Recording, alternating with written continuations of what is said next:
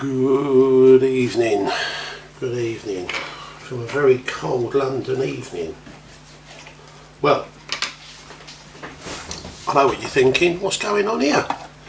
Working on watches on a weeknight? Are you mad? Well, this is an emergency job.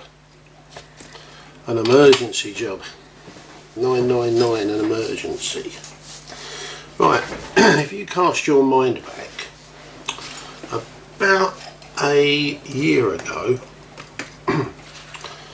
I did a video on this very nice Elgin pocket watch.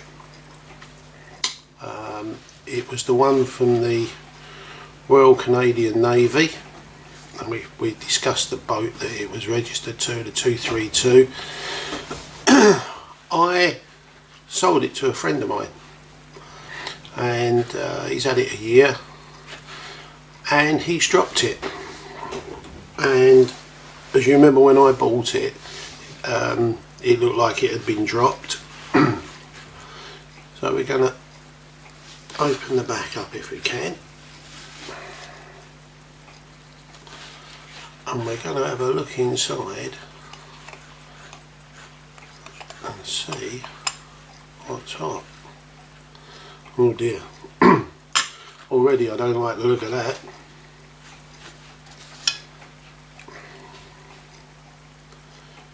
You see the amount of shake on that?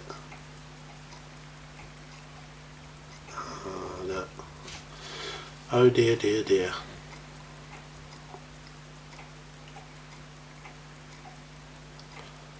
I think that the young chap has broken, by the looks of it, the balance staff,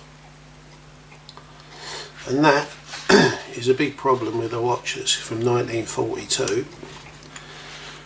Getting the balance staffs and things for these now can be quite tricky. So let's pop it out of the case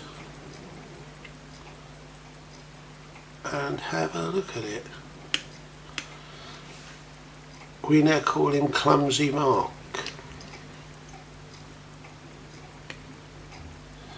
I do feel sorry for him,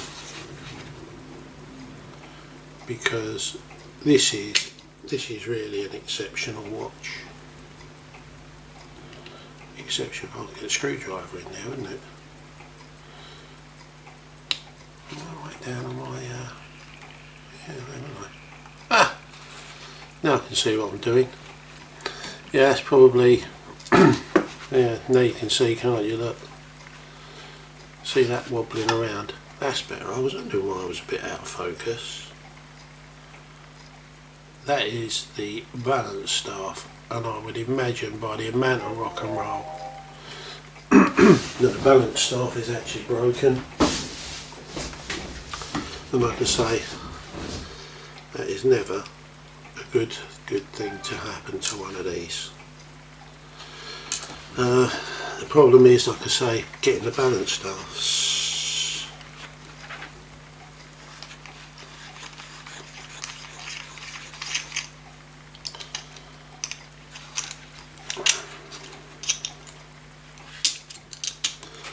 I personally think that it's going to be quite probably a case of getting a donor watch.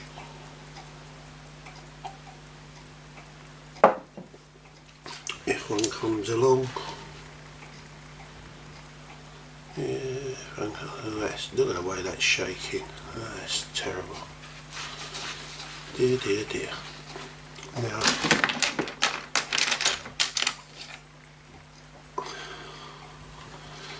this screw there is tiny, and I've got some tiny screwdrivers, but I always find great success with using an oiler.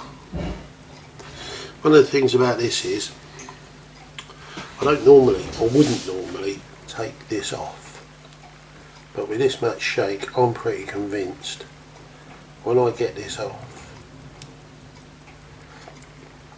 I'm going to find a broken pivot, or broken bit on the staff. So because of that, I'm going to take it off of there so that the balance cock excuse me, comes off, and the dog can see the rabbit.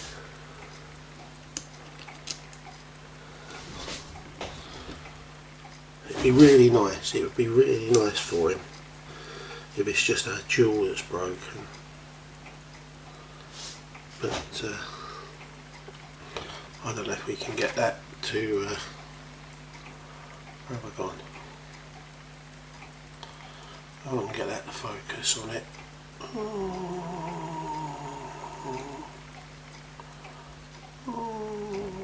Where have we gone? Can we focus on that jewel?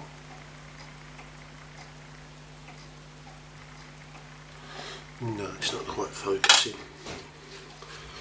Up there. So now we'll lift the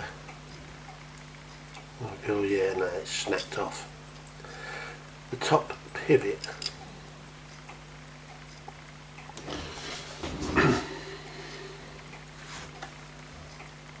let me change my glasses so I can see what you're seeing a bit better in the camera.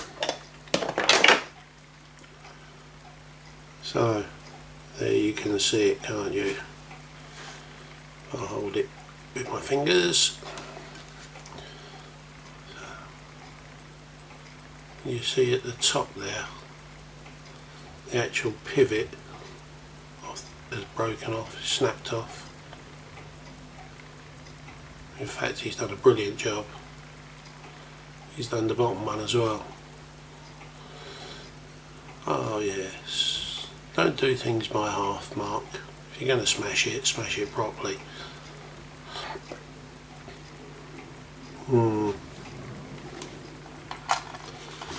That is such a shame.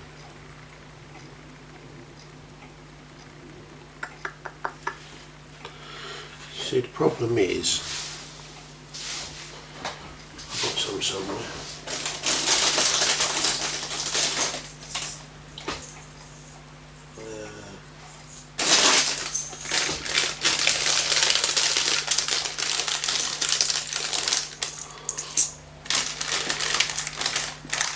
You see, the problem with balance staffs is you very rarely can get them to come, you know, labelled up properly. You have to chase around America and all over the place. So let's open this one up. Let's give us a bit of a look. Good. So that will give you some idea of what a balance staff looks like in real life. So it's probably not the best example, that one. Let's get a bigger one. So these look huge until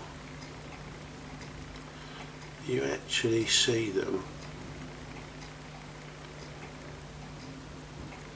Oh, like that. Come on. And there are hundreds and hundreds and hundreds of different ones. So put it down and grab hold of it like that properly. So like I say, there are hundreds of different ones. I don't know what these ones are. Over there.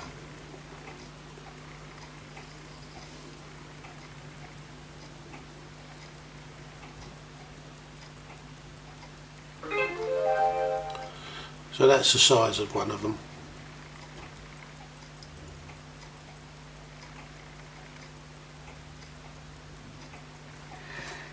So they're not big,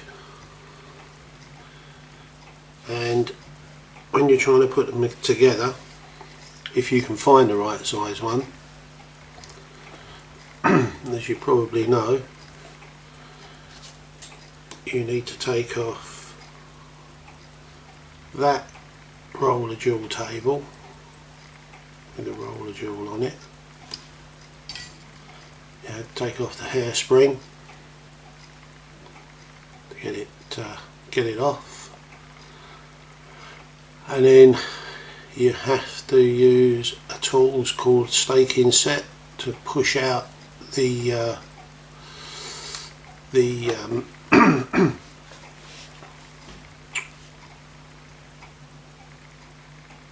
oh, yeah, you have to use a special tool to push out the things we was just talking about. I get so confused with names, but that's probably a balance staff, that's the word. As I say, it's probably a better picture of it against that. You can see that one has snapped and bent,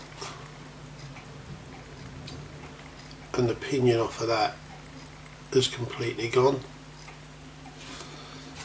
And what one should look like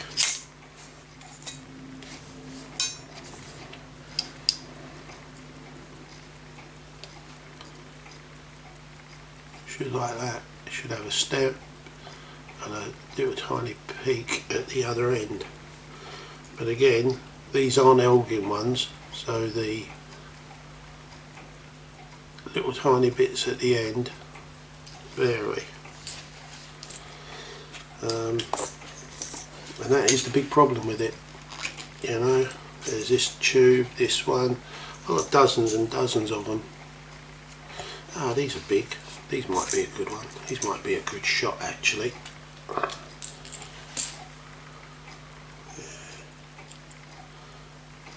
Alright, there's a big fat boy.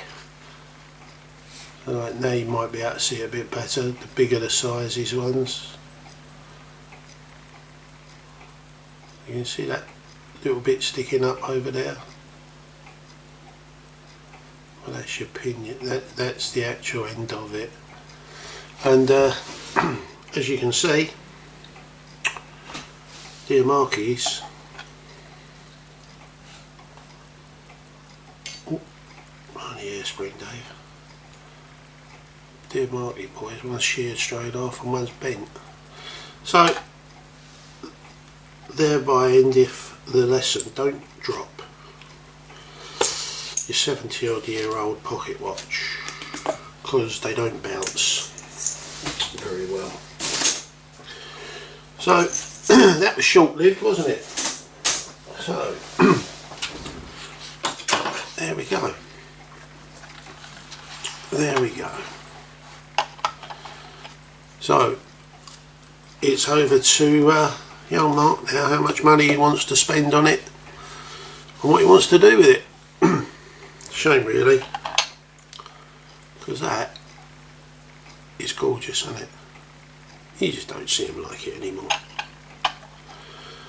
I personally think it's going to be down to a donor.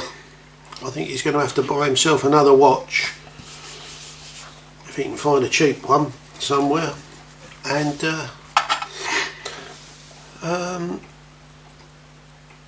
go from there, or try and get himself a balanced staff, and I'll put it into the in for him, or sell it on as a watch, you know, for repair. Try and get some of his money back. But that's it for now. Part 2 will be following.